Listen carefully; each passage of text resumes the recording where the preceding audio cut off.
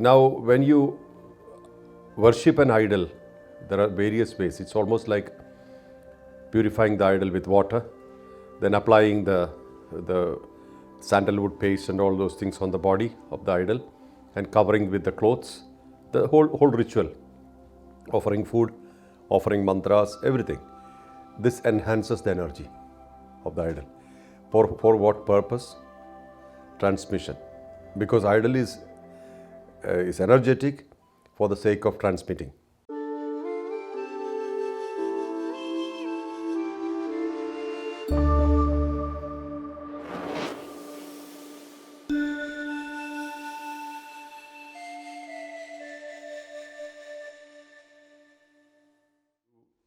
See, a particular statue, a form, becomes an idol when energy is induced into it. So, usually in all the temples of the world, please understand, the Hindu temples are not just places of worship. They are places of rejuvenation and transformation. How does that happen? The idols are installed in a particular way, in a particular format, size, shape, all those things, and energy is induced into it through a ritual, and it's kept enhanced through aratis and pujas and stuff. So when a person comes near that idol, there is a transmission happening.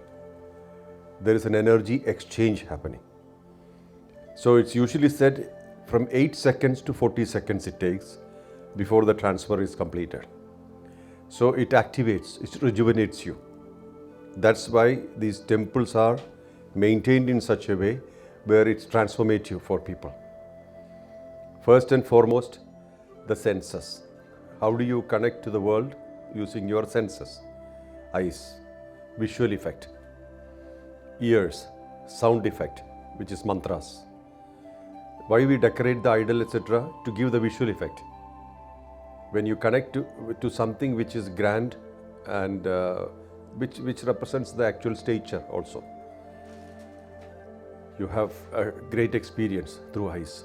Then through ears, the mantras, the chants. And also you get something to eat, right? So through the tongue also you have that kind of a feeling.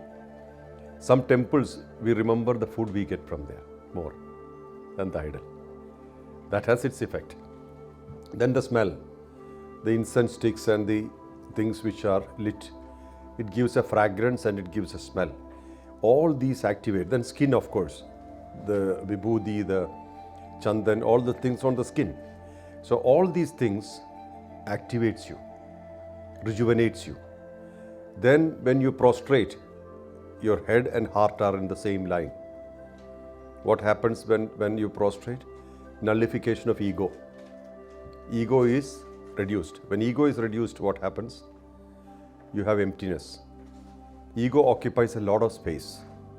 When ego is reduced, emptiness happens. When emptiness happens, energy is filled into you more.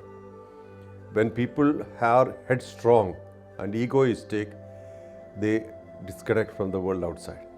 First of all, ego is an illusion. We are all perishable beings, here only for some time. Between birth and death, we have certain existence. We call it life.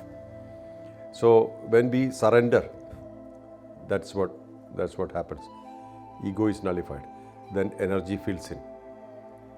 We are taken over by the higher energy. So what happens to you? Your karma gets diluted. Ego holds the karma while surrender nullifies it or reduces it. Then we offer something to masters, a master or God or deity. What do we offer normally? What you have in abundance. It could be money, it could be flower, it could be fruit, whatever it is. Old times it was crops. People used to farm and they give a part of it to temple. What happens then? Sacrifice. When you share, you grow. Abundance happens through sharing. So overall, a person is transformed by such activities. So now when you worship an idol, there are various ways. It's almost like purifying the idol with water, then applying the sandalwood paste and all those things on the body of the idol, and covering with the clothes. The whole ritual, offering food, offering mantras, everything. This enhances the energy of the idol. For what purpose? Transmission. Because idol is energetic for the sake of transmitting energy. It's same like in our body, we have a thing called energy, the soul. If it's not there, it's a dead body, 100% useless. So the same system is applicable to the temple idols.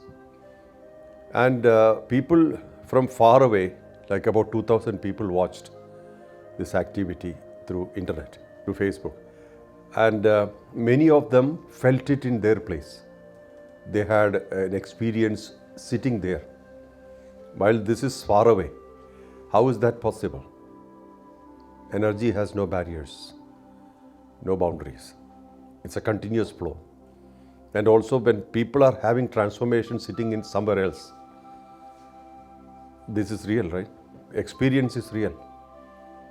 So we have no boundaries in these kind of things. So what we should do, whatever we do, we should do it with extreme surrender, and great respect. When we do that in that manner, what happens is great rejuvenation happens to you, surrender happens to you, you are able to handle life better. When we do not have that connection with the higher energies, life becomes tougher. Situations are same. Situations around cannot be changed easily. But when we surrender, it becomes easier. Life becomes easier. It becomes a flow.